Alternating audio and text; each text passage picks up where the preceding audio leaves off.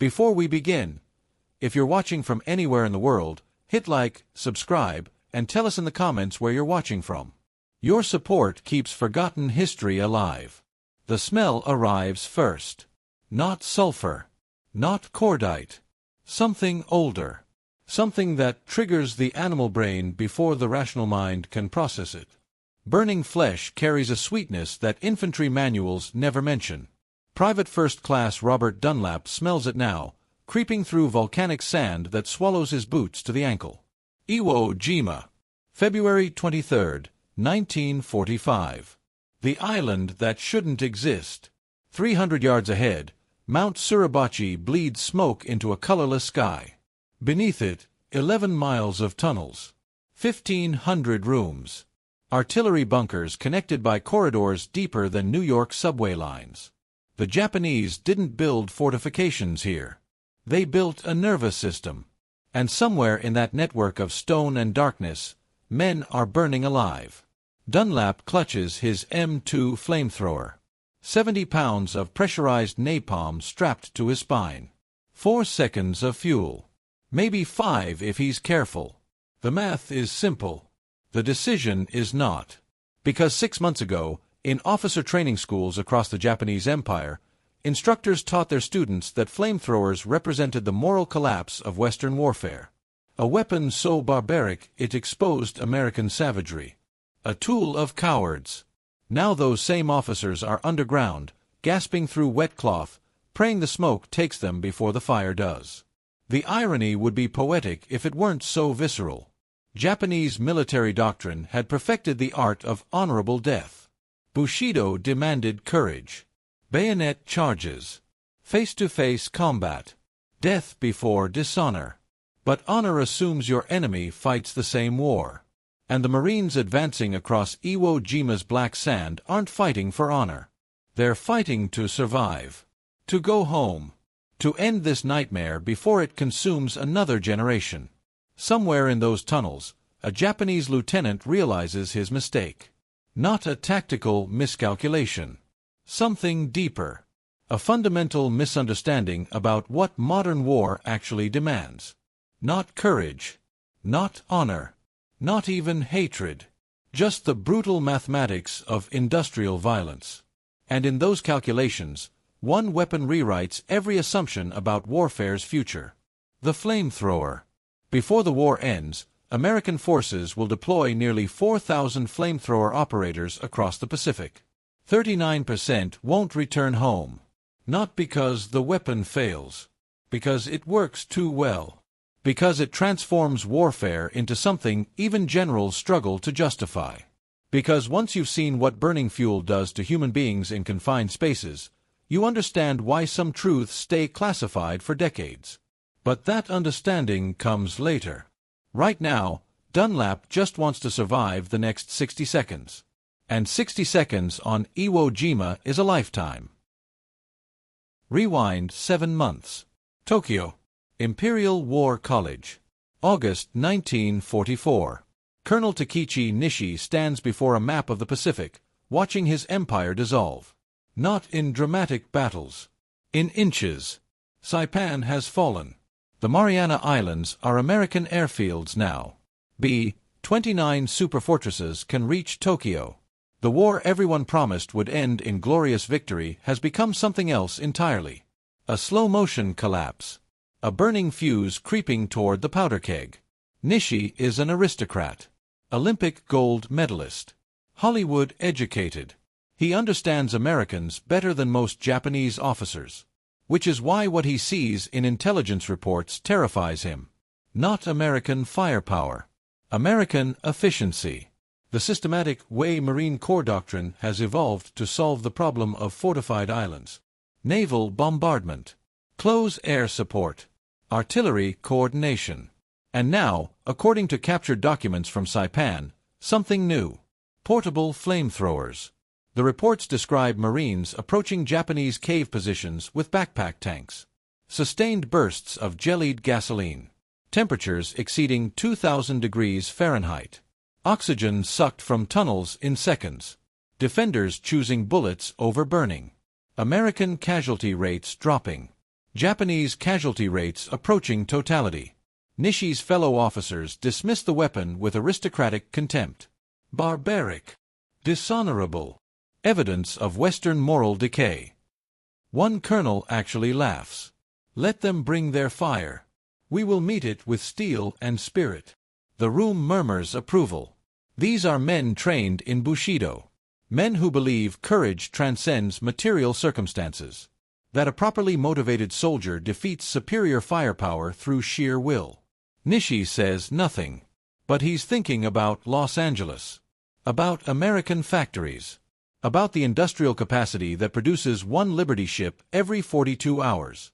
About the culture that treats war not as a test of spirit, but as an engineering problem requiring efficient solutions. And flamethrowers are efficient. Philosophically, the Japanese officer corps faces a paradox they cannot resolve. How do you fight an enemy who refuses to recognize your rules? Bushido demands personal courage. Face-to-face combat. Death with dignity. But flamethrowers don't care about dignity. They don't care about courage. They care about cubic feet per second of pressurized fuel. About ignition temperatures and oxygen displacement. About converting human beings into carbon residue. The Americans call it a force multiplier. 1 Marine with a flamethrower equals 10 with rifles. Not because it kills more efficiently, though it does. Because it alters the psychological calculus of defense. Soldiers in bunkers face a choice: emerge into machine gun fire or stay and suffocate. Either way, the position becomes untenable. The defensive advantage evaporates. Few people today realize that Japanese military leadership actually possessed detailed intelligence about American flamethrower tactics months before Iwo Jima. They knew. They understood. They simply chose to believe their spiritual superiority would overcome material disadvantage. That ancient warrior traditions would defeat modern industrial warfare. History would prove them catastrophically wrong. But history requires witnesses. And on Iwo Jima, witnessing comes at a price. The island measures 8 square miles. 22,000 Japanese defenders occupy those miles. American war planners estimate 5 days to secure it. The battle will last 36 days. 7,000 Americans will die. 21,000 will be wounded. Almost every Japanese defender will perish. And the weapon that makes the difference, that finally cracks the island's volcanic nightmare, is the same weapon Japanese officers dismissed as beneath contempt. The question isn't whether flamethrowers are barbaric. The question is whether modern warfare allows for any other kind. February 19, 1945. H-hour. 0900. The first wave hits Iwo Jima's beaches expecting annihilation. 30,000 Marines crammed into landing craft, headed toward an island that looks like hell's architectural sketch. Black sand. Sulfur vents. No vegetation. Just volcanic rock and the mountain that shouldn't be there, rising like a broken tooth from the Pacific. They expect immediate fire. The naval bombardment has been dropping shells on this island for 74 consecutive days. The largest pre-invasion barrage in Pacific War history. Surely nothing could survive. Surely the beaches will be contested but manageable. But the beaches are silent. Eerily, impossibly silent. Marines wade through surf expecting bullets.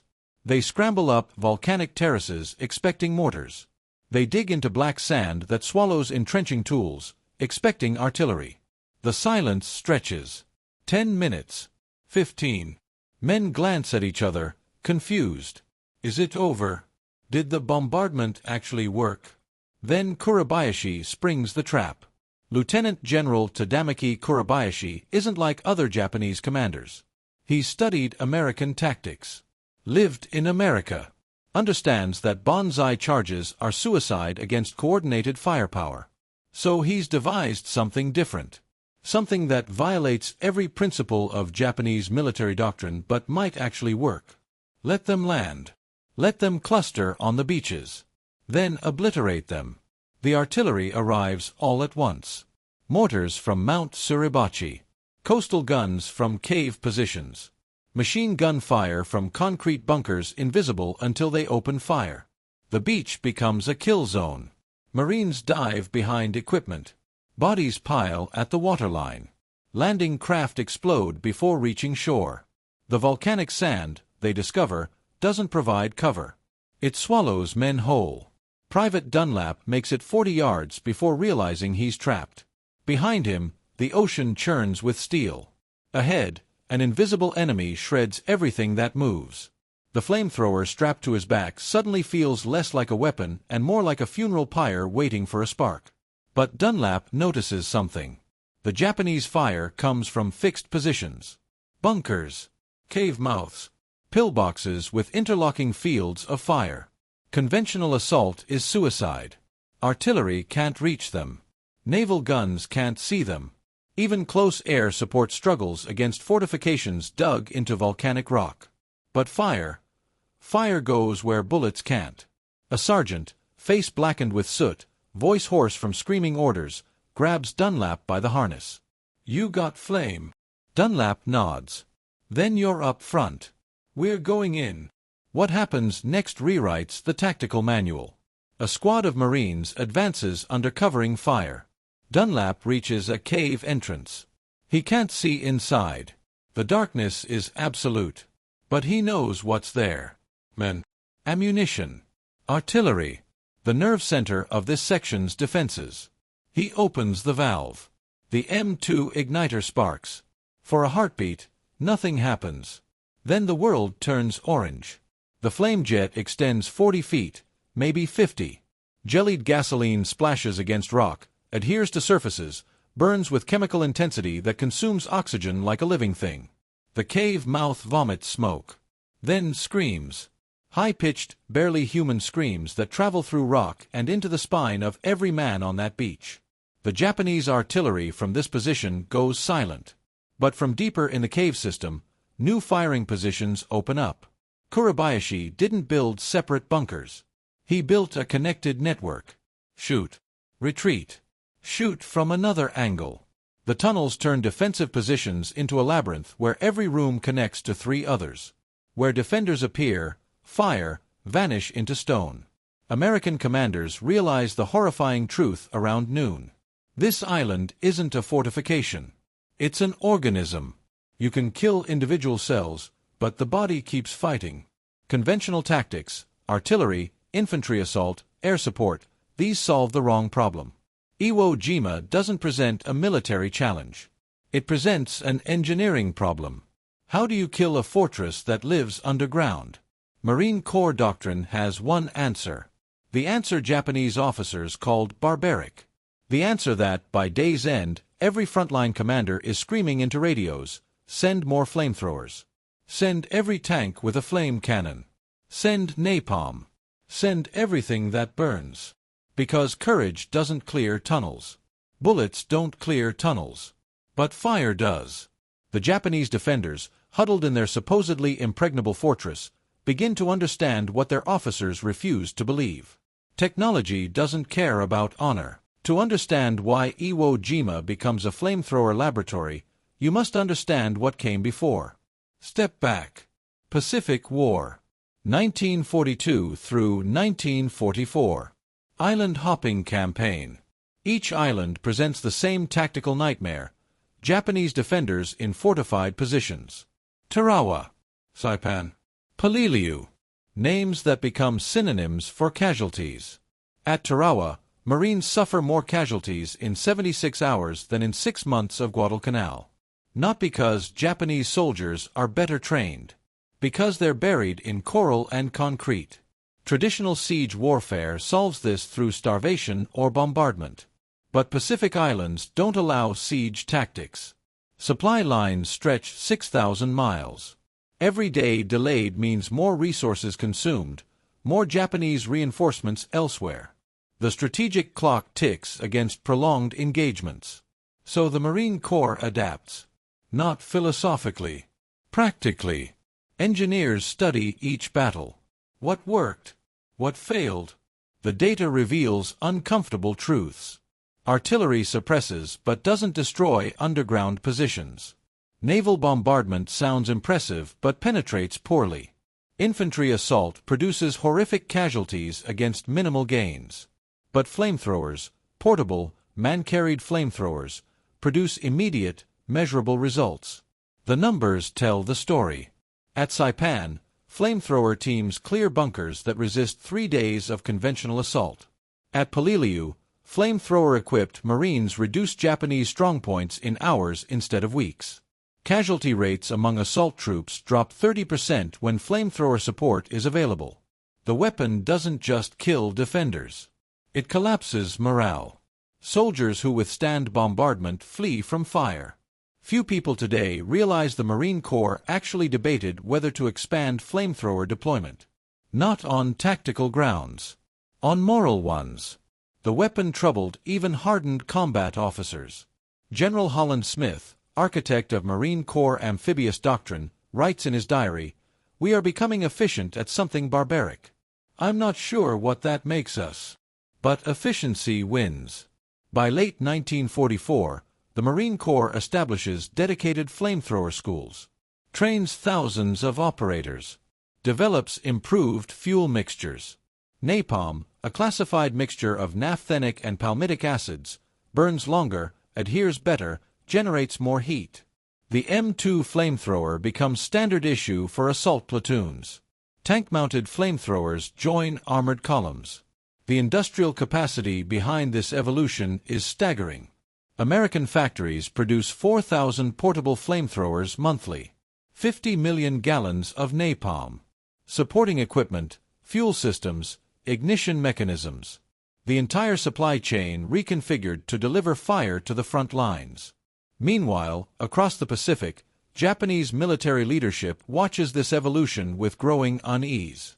Intelligence reports document American flamethrower tactics. Interrogated prisoners describe the weapons. Captured documents detail deployment strategies. The information is available, comprehensive, undeniable, and systematically ignored. Why? The answer reveals the fundamental tension between traditional military culture and modern industrial warfare. Japanese military doctrine descends from samurai traditions. Personal courage. Honorable combat. Warriors meeting face to face. These aren't just tactical preferences. They're cultural imperatives. The entire officer corps has been trained to believe spiritual superiority overcomes material disadvantage. Flamethrowers violate this worldview. They represent mechanical, impersonal, industrial death. No honor. No courage test. Just fuel and fire and physics. Accepting their effectiveness means accepting that warrior traditions are obsolete. That factories matter more than fighting spirit. That a teenage farm boy with a backpack tank defeats a career officer with a katana. The Japanese military elite cannot accept this. Not psychologically. Not culturally. So they rationalize. American weapons show moral weakness. They cannot defeat properly motivated defenders. Fire is the weapon of cowards. Colonel Nishi, watching these deliberations in Tokyo, understands what his colleagues refuse to acknowledge. The Americans aren't interested in fighting fairly. They're interested in fighting efficiently. And the fundamental goal of efficiency is to minimize your own casualties while maximizing enemy casualties. Flamethrowers achieve this ratio better than any infantry weapon in human history. By early 1945, when planners select Iwo Jima as the next target, both sides understand what's coming. Americans know the island will be defended to the last man. Japanese know the invasion cannot be prevented. The only question is cost. How many Americans must die to take 8 square miles of volcanic rock? Kurabayashi, commanding Iwo Jima's defense, accepts brutal mathematics. He cannot win. But he can make victory so expensive that American public opinion demands negotiated peace. To achieve this, he needs to maximize American casualties, which means preventing the weapons that minimize casualties. Flamethrowers. His defensive plans specifically target flamethrower operators. Snipers trained to identify them by silhouette. Artillery observers given priority to call fire on flame teams. Every bunker designed with multiple escape routes so defenders can reposition after flamethrower attacks. It's the most carefully prepared defense in Pacific War history. Months of engineering. Tonnage of concrete. Miles of tunnels. 22,000 defenders who understand they will never leave this island alive. Against this, America will deploy the largest flamethrower concentration ever assembled. Tanks. Portable units. Aircraft napalm. The beach will burn. The cliffs will burn. The island will burn. But the question both sides avoid asking, the question that haunts military theorists for decades afterward, is simpler and more terrible. What does it cost, morally, not tactically, to burn 22,000 human beings out of volcanic rock?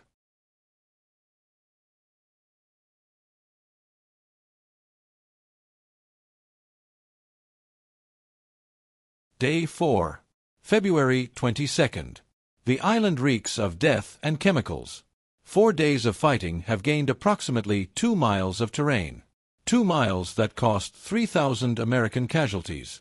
The mathematics are unsustainable.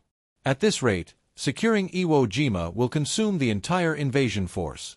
Commanders confront an unthinkable possibility: tactical failure.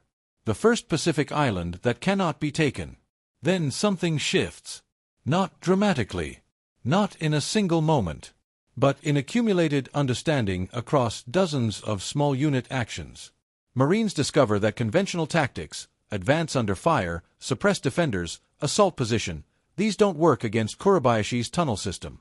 You clear a bunker. An hour later, Japanese soldiers reoccupy it from underground passages. You destroy a machine gun nest. Another appears 50 yards away, firing from a position that didn't exist on reconnaissance maps. The island is hydra-headed. Cut off one snake, 2 more emerge. But flamethrowers change this dynamic. Fire doesn't just kill defenders. It consumes oxygen. Smoke infiltrates connecting tunnels. Survivors retreat deeper, abandoning positions permanently. Most critically, flamethrower attacks force defenders to choose between burning or revealing themselves. And once revealed, supporting infantry can engage effectively. By day 4, frontline squads have independently reached the same conclusion. Every assault team needs a flamethrower. Not as support. As primary weapon. Private Dunlap has survived 4 days through luck and caution. His M2 flamethrower has cleared 7 positions. He's watching his fuel gauge more carefully than any other instrument in his life. 3/4 remaining. Maybe 30 seconds of flame time. He rations bursts the way a miser counts coins. His squad approaches another cave system. This one is larger. Multi-chambered. Intelligence suggests it houses a regimental headquarters. Possibly artillery directors. Definitely important. The entrance is small, maybe 4 feet high, but opens into chambers beyond visual range. Standard procedure: reconnaissance by fire. Throw grenades. Wait. Advance cautiously. But grenades have been ineffective. The tunnels absorb concussion. Shrapnel bounces off rock. Defenders wait out the explosions, then return fire. 3 Marines are already wounded trying conventional assault. The lieutenant, barely 23 years old, eyes hollowed by fatigue, makes the decision. Dunlap. Burn it. Dunlap approaches the cave entrance. He cannot see more than 5 feet inside. The darkness is absolute. But he smells them. Humans in confined spaces develop a distinctive odor. Sweat. Cordite. Fear. They're close. Maybe 10 feet. Maybe closer. He depresses the trigger. Jellied gasoline erupts. The flame jet enters the darkness, illuminating rock walls, exposed wiring, stacked ammunition. And men. Japanese soldiers scrambling away from the fire, deeper into the complex. But deeper is a trap. Kuribayashi's tunnel system, so ingeniously defensive, becomes a furnace. The fire consumes oxygen not just where it burns but throughout connected chambers. Smoke infiltrates. Carbon monoxide accumulates. Men suffocate before burning. Within 30 seconds, the cave entrance vomits bodies. Japanese soldiers fleeing fire, preferring bullets to burning. Supporting Marines cut them down.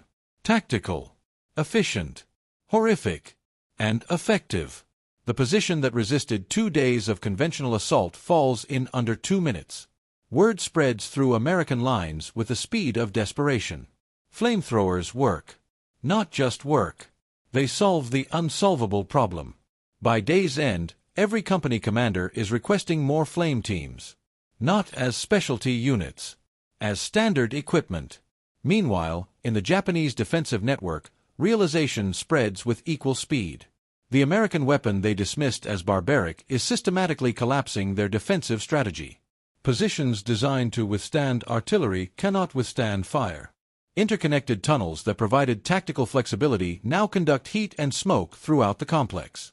The advantages become vulnerabilities. A Japanese captain, wounded and captured near the same cave system Dunlap attacked, tells interrogators something remarkable. We were told Americans lacked fighting spirit, that their weapons showed cowardice. But fire is not cowardice. Fire is science. And we have no defense against science. Few people today realize that Iwo Jima represents the moment when flamethrowers transition from controversial weapon to essential tool. After February 22, 1945, Marine Corps doctrine is rewritten. Tank-mounted flamethrowers receive priority deployment. Portable flame units become standard assault equipment. Napalm aerial bombardment increases. The moral debate doesn't disappear, but it becomes secondary to tactical necessity. Officers who questioned flamethrower use in training now demand more. Because the alternative isn't less brutality. It's more casualties. And commanders choose enemy suffering over their own soldiers' deaths. This calculus, trading enemy agony for Allied casualties, will define the war's final months. Okinawa. The planned invasion of Japan. Strategic bombing. Every decision moving forward assumes the same brutal efficiency. But on February 22, 1945, most Marines don't think about strategy. They think about survival. About the next cave. The next tunnel. The next position that must be taken. And about the terrible, efficient weapon that makes survival possible. Day 14. The summit of Mount Suribachi. The photograph will become iconic. 6 men raising a flag on volcanic rock. The image suggests victory. Clean. Heroic. Complete. But the photograph lies through omission. Because when that flag rises on February 23, the battle for Iwo Jima is barely 1/3 finished. The mountain is taken. But beneath it, 11 miles of tunnels still house thousands of defenders. The real battle happens in places cameras never reach. In tunnels where men fight at arm's length. In chambers where grenades bounce unpredictably off rock walls. In interconnected passages where death arrives from unexpected angles. This is warfare reduced to its most primitive, intimate, terrible form. And in this environment, flamethrowers become not just weapons but psychological dominators. Sergeant William Janost, carrying a camera, accompanies flame teams into Suribachi's tunnel system. What he documents will remain classified for years. Not because it shows American brutality. Because it shows human beings reduced to pure survival instinct. Japanese soldiers, trapped in sealed chambers, clawing at rock walls. Others choosing suicide over burning. Some attempting surrender, unable to reach American lines through smoke and fire. The tunnel fighting develops its own horrific rhythm. Locate entrance. Deploy flamethrower. Wait for survivors to emerge or smoke to stop. Advance. Repeat. Marines become efficient at something no training manual prepared them for. The systematic incineration of enemy positions. Private Dunlap's M2 flamethrower finally runs dry on day 15. 43 confirmed positions cleared. He cannot calculate how many human beings those 43 positions contained. He doesn't want to know. What he knows is simpler and more terrible. The weapon worked. Every time he pressed the trigger, defenders died or fled. Every position cleared meant his squad advanced. Every advance meant fewer Marines died taking the next position. But efficiency carries its own cost. Dunlap develops a tremor. Not from fear. From the accumulated weight of 43 triggers pulled. 43 caves ignited. 43 times watching human shapes emerge from smoke, burning, screaming, dying. The tremor starts in his hands. Spreads to his shoulders. By day 20, he cannot hold a rifle steady. Combat stress reaction. Shell shock. What future generations will call PTSD.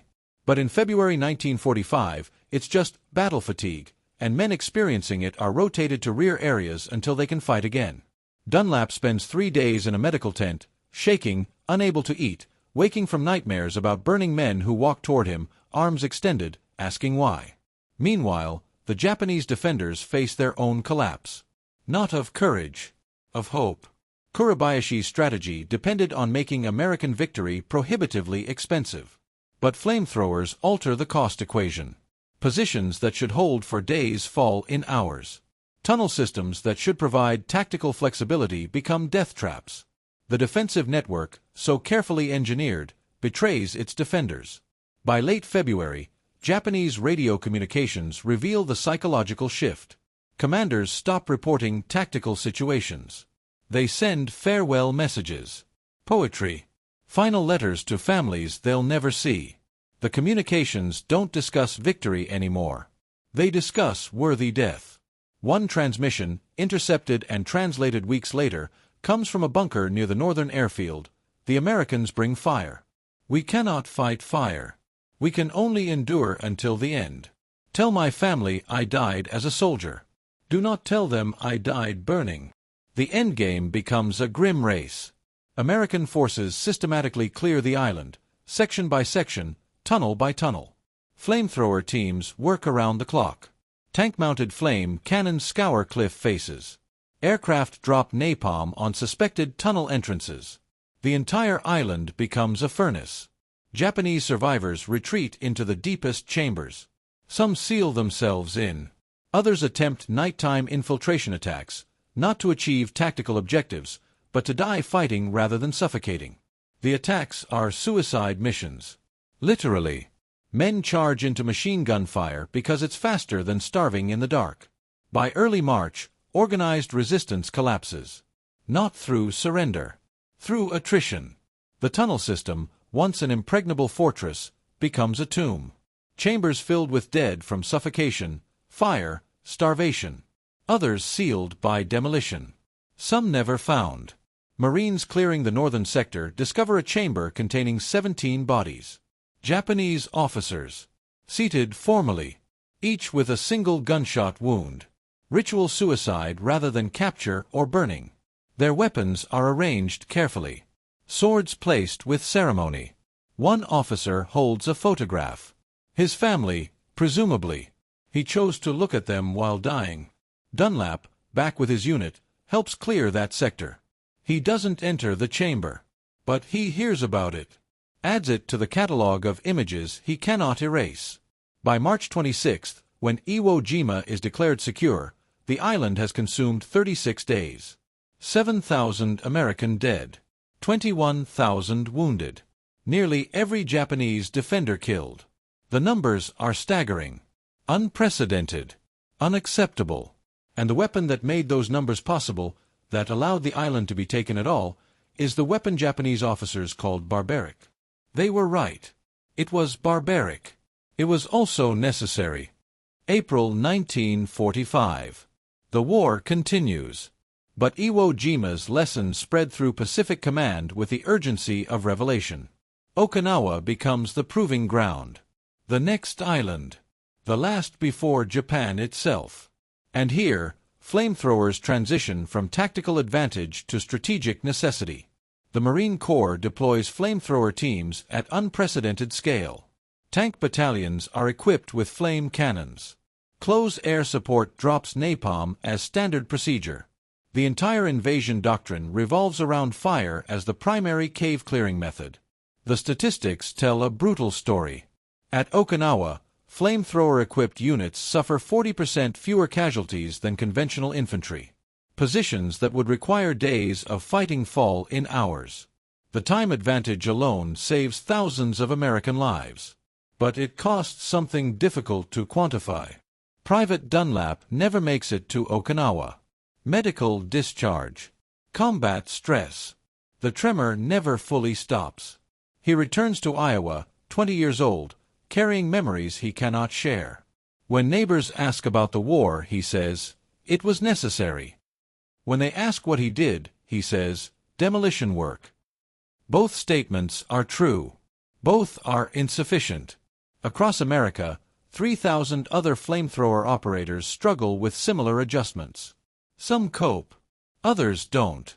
The suicide rate among Pacific War veterans, especially those in cave-clearing operations, exceeds European theater rates by significant margins.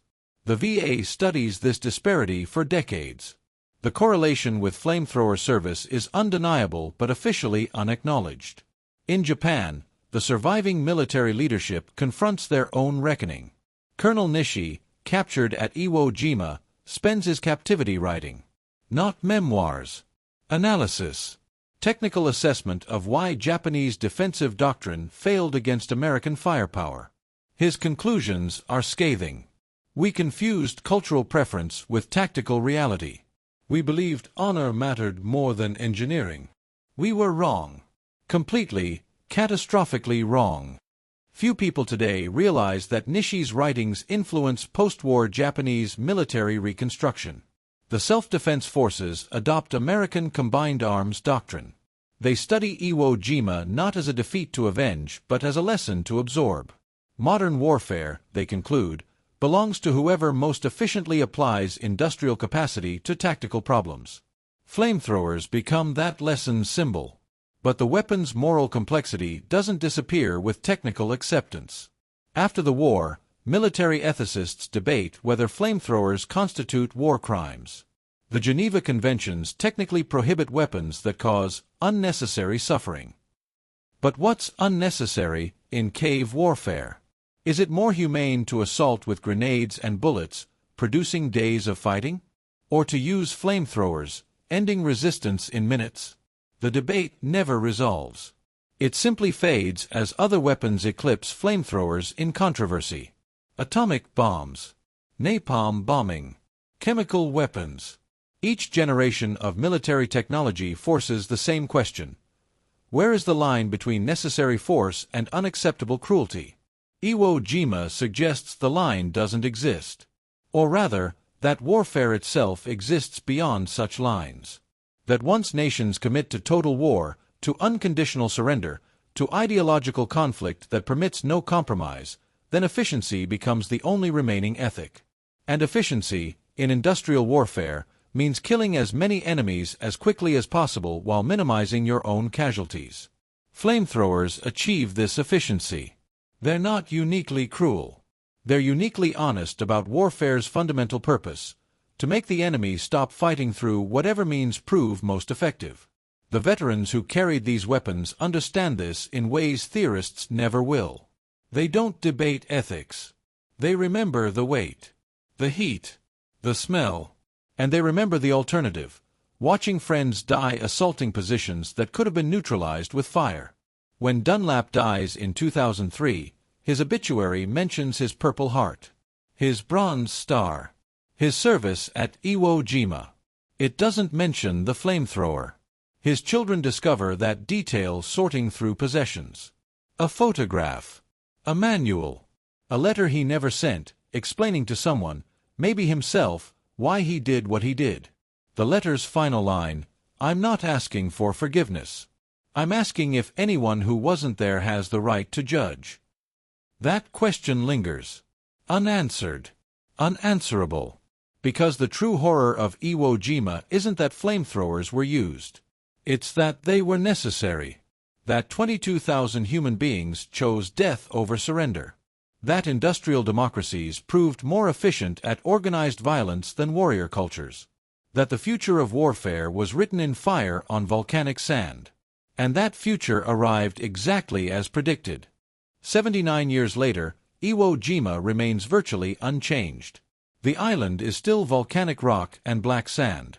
Still uninhabited except for a small Japanese military garrison.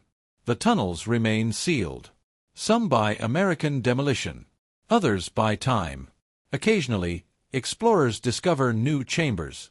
Human remains. Equipment. Letters never sent. The island keeps its secrets. But the lessons escaped.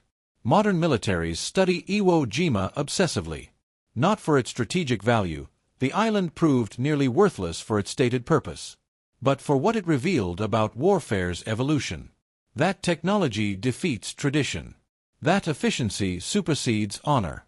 That industrial capacity matters more than individual courage. These lessons shape every military doctrine written since 1945. The flamethrower itself became obsolete, replaced by thermobaric weapons, fuel-air explosives, precision munitions that achieve the same cave-clearing effect without requiring men to carry fuel tanks into combat. The weapon evolved, but the underlying logic remained. Find what works. Use it. Repeat.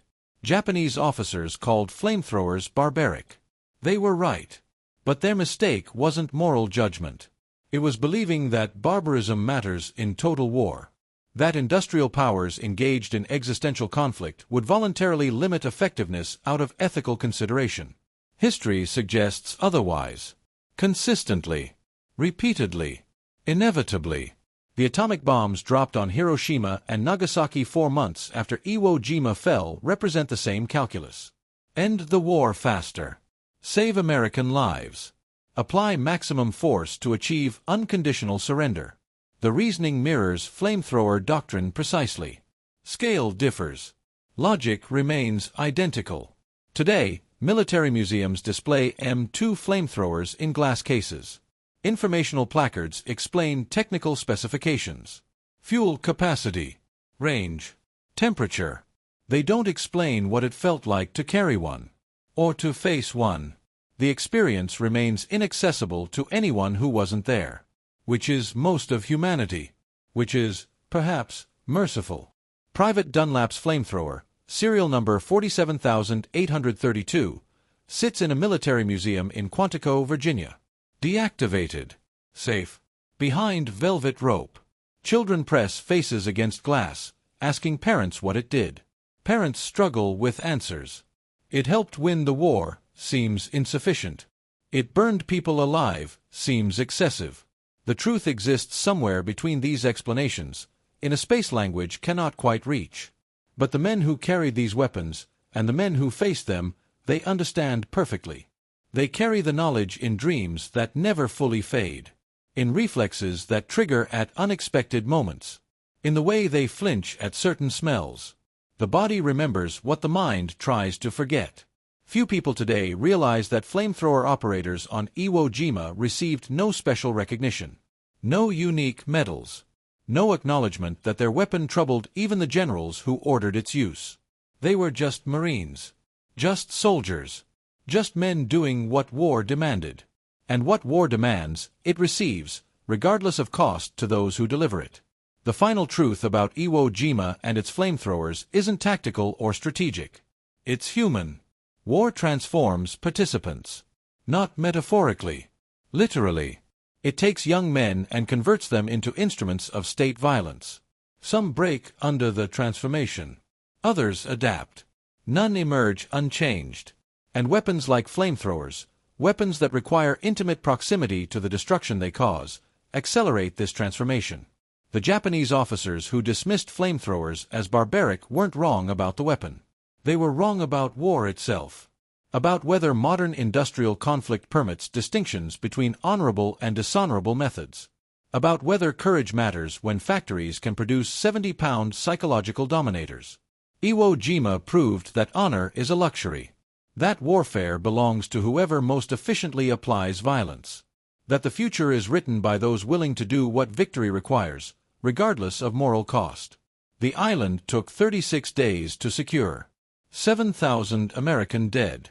21,000 wounded. 22,000 Japanese killed. These numbers aren't just statistics. They're fathers who never returned. Sons who died on foreign rock. Brothers, husbands, friends, consumed by a war that demanded everything and returned nothing but trauma and memory. And the weapon that made those numbers possible, that allowed the island to be taken at all, remains the weapon we struggle to discuss honestly. Because honestly examining flamethrowers means honestly examining warfare itself. And that examination reveals truths about human nature and national will that comfort no one. The Marines who fought at Iwo Jima deserved better than what war gave them. The Japanese defenders deserved better than what war gave them. Everyone touched by that volcanic nightmare deserved a world that settled conflicts without burning people alive in tunnels. But that world didn't exist in 1945. Doesn't exist now. Likely never will. So we tell stories. We build memorials. We preserve weapons in museums. We teach lessons. And we hope, against all historical evidence, that future generations prove wiser than ours. That they find ways to resolve conflicts without the terrible efficiency of fire and steel and industrial violence. But hope is not strategy. And history suggests that when nations commit to total war, to unconditional victory, to conflicts that permit no compromise, then efficiency becomes everything. And the most efficient weapons, regardless of their moral complexity, will always be deployed. If you're still watching, you're one of the few who keep forgotten history alive. Thank you. The story of Iwo Jima's flamethrowers isn't just about tactics or technology. It's about the price of victory. About what nations demand from their young men. About the weapons we create and the scars they leave, on bodies, on minds, on collective memory. Japanese officers thought flamethrowers were barbaric. They were absolutely right. But being right didn't make them any less wrong about the war they were fighting. Drop a comment below telling us where you're watching from. Every view, every like, every subscription keeps these stories from disappearing into history's shadows. Hit subscribe. Share this video. Keep the memory alive. Because the men who fought there, on both sides, deserve to be remembered. Not as heroes or villains. Just as men. Who did what war demanded. And who carried the cost for the rest of their lives.